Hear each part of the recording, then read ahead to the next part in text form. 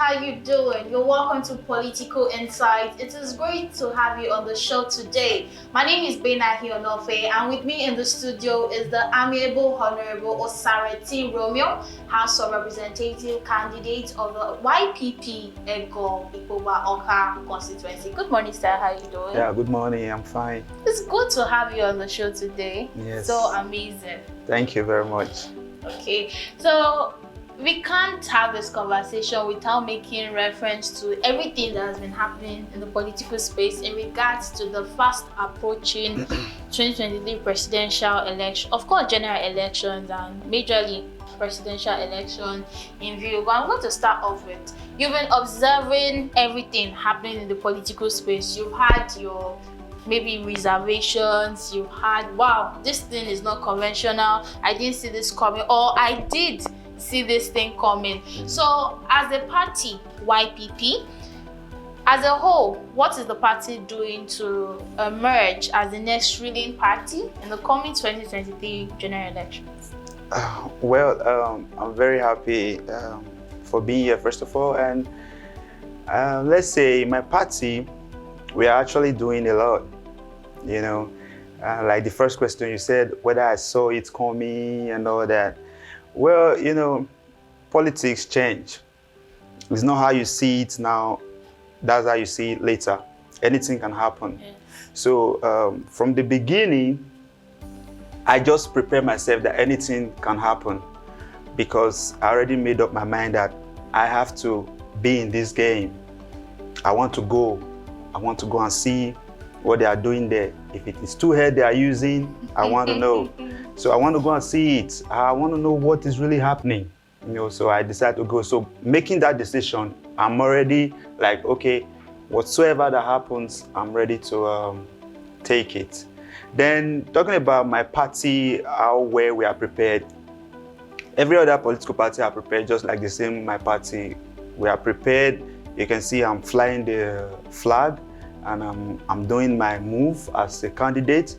Other candidates also doing their move too. You know, everybody is busy. So we are not sleeping.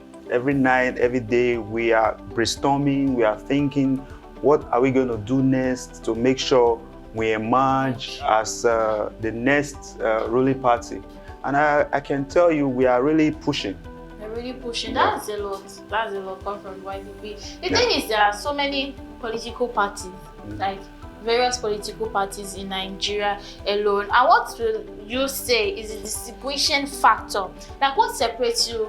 Like, what separates the YPP from other parties? What separates YPP from the APC or other parties, NNPC, all those things? So what is that factor that you say, oh, it's just known to the YPP alone and not to other parties? YPP as a name, first of all, you see it's Young Progressive Party. Now we are a whole different body. We don't operate the same system with the APC. We don't operate the same system with PDP, NPP, or what. We don't. So we have our own belief. We have our own doctrine. We have our own mandate. You understand that? So, and another thing is, you can see our party is mostly youth party. Yeah. Everybody in our party, they are young people. Even if we have some elderly persons there, they have youth mindset. You know, they are a group of people who want the betterment for the country. They are the people who want good for their children. They are the people who want good for the young ones, you know, so that is it. So everybody in YPP, we have a futuristic plan that, okay, our own is to make Nigeria great again, because we have the young ones at heart. We have the teenagers at heart. We have the children. We have the men and women.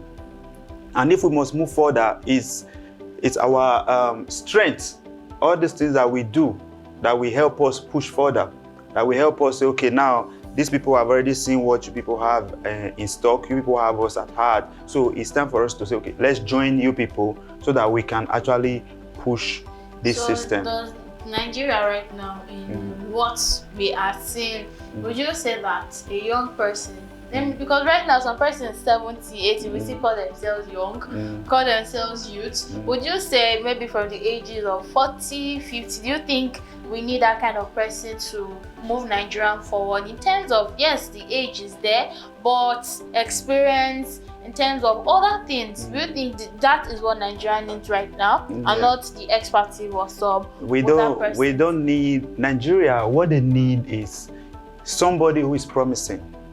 Yeah, somebody who has a brighter future. Somebody like me, I'm very young. Among my people contesting with me, I am the smallest. I'm the youngest of them all. So, and if you look at me critically, I'm vibrant. I have things that I have done at the past, and I have things that I want to do. I still have a very long time to go. So if now I'm pushing with this my small age, I'm pushing. Imagine in the next 10 years, where do you think I will be? I will be somewhere very far, right? So that is one thing you need to have in mind. And I'm not like I'm retiring tomorrow, let me do what I like. No. If a young person is in the system, they know that they still have a long way to go. So whatever they do there, they'll be very careful. But if an elderly person is there, you think is experienced, that person is just there. Some of them are weak. Now let's take a look back, way back, during the time of when Nigeria was just coming up. Gowon was a very young person. I think he was 28 to 30 when he became the head of state. Like all those military leaders, then they were young. Even Ojukwu was very young. All these people that were handling affairs then, they were all young person. And Gowon ruled Nigeria for almost 9 years. He was very young and he ruled and everything was fine. Even when they were battling, they were struggling, fighting, he held on his ground. He held on his ground and said Nigeria must be great again. And actually he was able to fight and have a Nigeria back the way it ought to be. So you are part of the persons that believe that age is a major contributing factor to choose the next president in Nigeria. So let's move a little bit from the YPP because we're going to come back to the YPP as a party. You are aware of this whole obedient movement. You know why I'm going there? Because we have a lot of youths going all out for this 1 million man march at every state. Like they just believe that yes, Peter Obi, he's 61. Like what I'm saying is the whole Peter Obi movement, the obedience, everything, young persons coming out, has it in any way posed as a threat to the party? No. Me, like, it's not a threat. Not a threat. Nah, it can never be a threat. It is, see, the obedient movement is not really a threat to anybody like me. Most especially, I'm not scared of the obedient movement because I already know why this system, why everything happens the way it is right now. What's the reason? Yeah, because one, Nigerians are really tired of these old people in power. They want change. We just want to break up with APC and PDP. Nigerians don't want to hear APC and PDP. So that is one thing that, you know, so, and let me quickly go back. The NSAS injury has not totally healed. So the obedient are those who were offended during the time of NSAS protest. In collaboration with Obi people, which the Igbo. So everybody is teaming up together like, oh, we are tired of this, we are tired. You remember some youth came out the other time, they were like, I'm tired of Nigeria, they were insulting Nigeria. But when Obi came now, you see everybody is now saying obedience. Why? Because they saw Obi as a vehicle, you know, to pepper the APC and the PDP. Right now? Yes. So yeah, so it's not like it's a threat. It's just that. What if maybe we've seen what this party can do and what that party can do? Let's try this. Let's try. Yes, that is what you see. They are moving, but they have to go back and re-observe carefully and look at it. Are we making the right decision? Okay. This movement, are we really doing it the way it ought to be? Are we really following the procedures and the process? It's not all about shouting Obi, this and that. No. It's all about, we want a better Nigeria. Like I, for one, before I came into politics, I had a lot of things I was doing. I still have a lot of things I'm doing. I'm an entrepreneur. Okay. You understand that? So I'm not suffering. But I came into this system because I just want a change. my people, their voice, they have been crying and their voice have not been heard. Somebody had to just go there and represent the people and do the right thing. Those are the things that motivated me to say, I want to come outside and contest. It's like everybody there, they don't know what they're supposed to do. So now, let me go. That's why I use that word. Let me go and see. If it is 2 head they use there, or if it's 1 head, let we go and see. Are you aspiring to be a skilled photographer or cinematographer? We understand YouTube videos don't do justice, so don't beat yourself up. Grab a form today at VOS TV Multimedia Academy and study the theory, practical and secrets of photography and cinematography. Each course runs for 3 months, after which you get a certificate and a chance of internship after training. Don't forget, the media industry is one of the fastest growing industries in the world. Take this chance, join the moving train today. Register now and get a 10% discount. You snooze, you lose. Visit our website or contact us to register.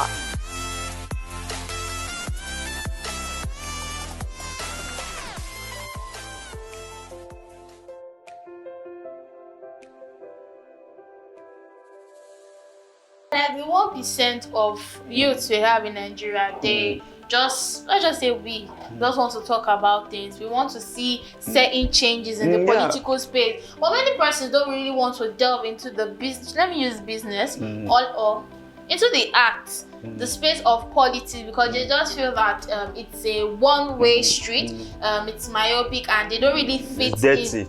You understand? So for you, you've explained a lot. You saw a need. That's why you want to cause a change. Yes. But for other persons out there, do you think you would encourage them to delve into this line? See, if we have like 4 youth like the way I am in this country, or let us say in Edo State, there will be a great change. Wow. Yes, because I want change. I want the country to be a better place.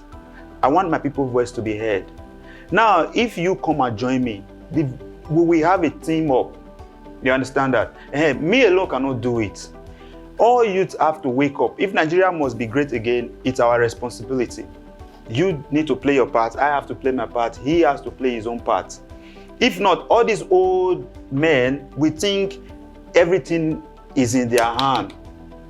We have to make them understand that we are not sleeping. We are not lazy youth. We are not lazy.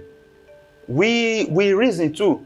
And the fact that they think politics is a dirty game, it's not a dirty game to me. Really? Yeah, because I've been into politics for a while now. Okay. I've never hired talks. I've never gone to any diabolic means to do anything. I've never been introduced into any kind of occultic lifestyle. I'm playing my own with my God. And it's moving, it's from one level to another. I think it is the way people see it, the way people want people to see it, like politics is a dirty game. So people now, that stereotype is there. People are now afraid to venture into it because I don't want to stain myself. So, but if you do that, if you say that, Nigeria will keep going. The future of this country lies in our hands. Me, I still have a long way to go. All these men you see there, count it, in the next 15 years, some of them will be no more. So now what will now be our fate as a Nigerian? Then we will still be struggling. No, we have to make change. I tell you, come into politics. Come, let's do this thing together. These people, the politics is not a dirty game. Get yourself acquitted with a party. Pick a form when it's out. Contest.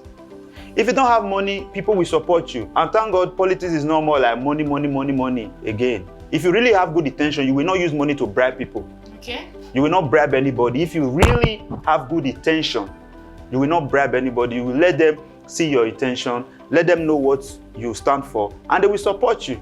So it's no more like the day youth will say, we don't have money to do this, we don't have money to do that. I have been doing all these things you see me do by myself.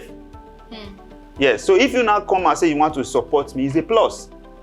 But I will not say because I need a godfather or whatever, I want to go and put my hands in something. No, I don't. But you know, many of these persons want a godfather. But let me not delve into that because I'm sure you grace us with your presence on another show in our studio. So I want to come back to YPP as a party.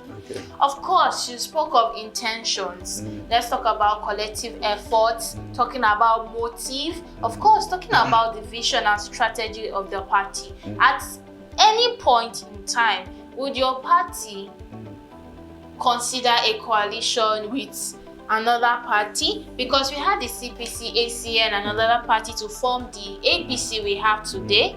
They were all parties, yes, but they came together as one big force. You understand? So is the YPP, have you guys rather considered a coalition? We've never had a meeting regarding that, and I don't think that one will come soon. Do you think is what YPP needs right now? That's not what we need. We don't need coalition. You don't need coalition? No, what we need is people to see our vision, people to see what we have in stock, and then join us, and let's achieve it for our Nigeria. That's just it. We don't think of like, we are not intimidated. Okay. We have force. We have in Nigeria now, we have like, let's say 2 to 3 senators. But there are things on the table right now. Yes, many persons want to key into your vision, but they want it to show that, okay, you guys are ready to project yourself out there, not just on the national level, also state level. So are there plans in place in that regard? Yeah, there are plans in place. We have a lot of plans. We have a lot of things on ground regarding that. We are pushing. And like now, I'm the flag bearer for House of Representative Egor and Ikpoba-Okha. We also have from Onwa, we also have an Igweben representative like that. And you see, we are filling places, you know. So we want to, when men are sleeping, we are not sleeping. We are working. That's where the old men, they can never defeat us. Because when they are tired, that's when we refire. So we can never say, no, we don't give in. We are planning. Very soon you will hear we have a presidential candidate. Now, if it's time for governorship election in Edo State, we have a candidate for that. And we also have other candidates coming. So you see, it's just, everything is a gradual process. We even have people that will even leave APC and PDP to come and join us. They've started coming. Like, I think a few months ago, we had so many decampees that came to YPP. They came, we accepted them, we burned down their broom, we gave them our own, this thing to hold. Yes, even from PDP, we have many. We have Nigerians who are tired of this old system. They are tired of this old thing. They just want change. We want change. We want a better Nigeria. We want change. Do you think that is the word we should hold on to right now? Yeah, because we want change from APC and PDP. Okay. Yes, we want to have a new Nigeria is possible. And that's what you see we are breeding now. A new Nigeria is possible. I think that's the one sentence or statement I want to hold on to in this conversation. So down to you as a person, down to you as a candidate vying for a prestigious position. Can you tell viewers what you've done, past antecedents, and what you intend to do? Do you understand? Many persons, like you said, it's not just about eliminating old persons from this space and bringing on board new blood, new ideas, fresh ideas, but exactly a new system. It's more like, what are you ready to do?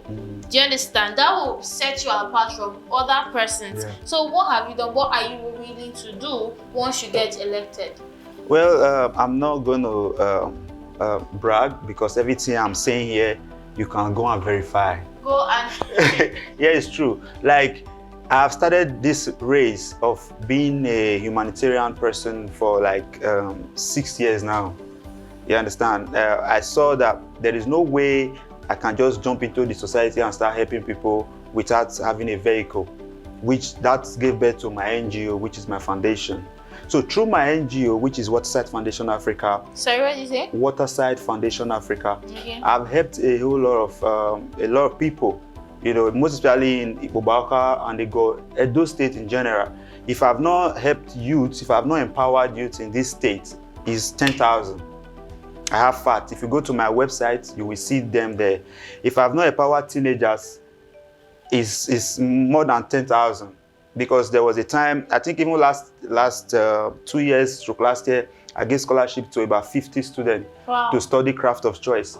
I paid the bid via my foundation, and they graduated. I have the pictures and videos. I paid it single-handedly. Nobody supported it because I want change.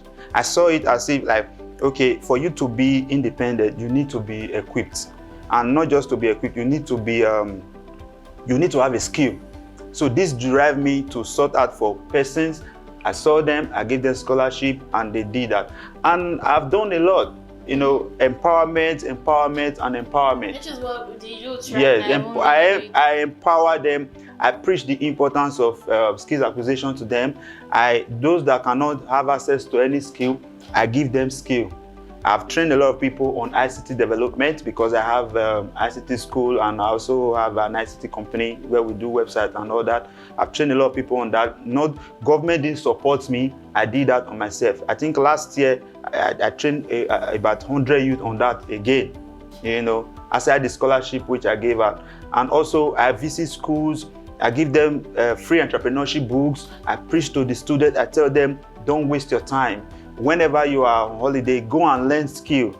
Even if it's how to plait hair, go and learn it. Even if it's how to sew. So it means that your attention is majorly on the youth. But we have the older numbers, the older persons. Yeah, we have. Constituency. Yeah, I have also reached out to women. I have what they call teens engagement program. I have what they call youth engagement program. I have what they call women engagement program. What of and the citizen empowerment. The men. Yes, citizen empowerment. Okay. Now, through the Teens Empowerment Program, which is the Teens Craft campaign, that's what enabled me to reach out to teenagers.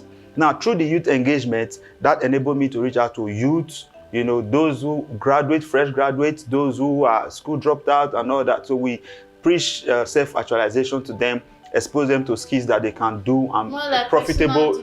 Yes, because an idle man is the devil's workshop. If you are not engaged, you will start thinking evil. So the only way to abolish that evil thought in a man's heart is to engage him in something. So that is what I've been preaching. I've done that. I even gave some women small money loan for markets sometimes. Not that I am too rich, not that I'm just me, but I still do it out of my own. You know, the little I have, I still make, because the money in my account is not who I am. If I have like 100 billion in my account today, it doesn't give me joy like the joy I get when I empower someone. Yeah. So that's what. And the right investment in people. Yes, with this little I'm getting from my business that I'm putting to the society, if I be in power, I will do more. Because then I now have everything in my hands. Now that I've been able to put together about 20,000 persons from in Edo State, if I am there, I'm 100% sure that 20,000, I will double it times, let's say 100,000 people are going to be empowered. You said a lot of things, like a lot of things that persons should expect in your coming tenure. Thank you so much. That has been amazing. You know, the campaign season will soon start. Yeah. So we are going to expect a lot from the YPP in terms of that. Yeah. We're going to be doing a lot of campaign, like public appearance. Yeah. We're going to be doing a lot. We are going to be visiting some places. We will do what others are doing. We're even going to do more. Like some persons will tell me, you in Edo State now. In Edo State, I am more like standing alone. Oh. Yeah. And that is not a threat because I'm not alone. One with God is majority. So I'm not APC, I'm not PDP, I'm not Labour, I'm YPP. And I'm a true definition of youth in politics. So I'm going to do more. I'll do my best and leave the rest for God. That is a bold statement. Yeah. And I believe a lot of persons have listened to everything you had to say. And it's really amazing to have you on the show because it's nice to have a younger person here telling Nigerians, telling youths, telling the younger demographic about certain things they need to listen to, certain things that they need to implement and not just sitting on the fence. So before we go, I want you to assure our viewers that you're going to be here again another time. Yeah, I'm going to be here, you know, like as a politician, you need to be in the media so that people will get to hear you and know. And before we go, I still have to make them understand that I'm an entrepreneur. And if I come into power and the entrepreneurial life is going to be a core thing in Egor and Ikpoba-Okha, because I'm going to make sure I build a skill acquisition. I'm going to build a skill acquisition in Egor and Ikpoba-Okha where people can actually go and learn skill of choice. Not only that, I'm going to be doing talent hunts. I'm also a little bit into entertainment. Like 2 weeks ago, I was having a chat with someone. I told the person, I said, if I win, I'm a close associate with all this, let's say, the YBNL, the Starboy, and the other ones. I told somebody, yeah, I told them, I said, if I win my constituency, I'm going to be signing 2 artists, one from Ikpoba-Okha, one from Egor. I'm going to be signing them into YBNL and Starboy. That's a lot. Yes, because I'm focusing more on people talent, because we have potentials. I'm going to make Ikpoba-Okha and Egor an enviable constituency. With not even the allocation, with my salary alone, I will do more than you think. I will do more than you think, because that's the kind of person I am. So trust us, we're going to hold you to your word, because you said a lot of things, and like you said in your own words, go and verify. Yeah. So surely these things, a plethora of things you said, has really caught the attention of many persons, and surely we expect a lot from you and what you have to do in this constituency. So it has been amazing having this session with you, talking about certain things, and you explaining more from the YPP's perspective. So this is where we draw the curtain. This is still Political Insight. I'm Bena here on Onofe. Don't make sure you join the conversation on various social media platforms on YouTube, Instagram, and Facebook. Until next time, bye.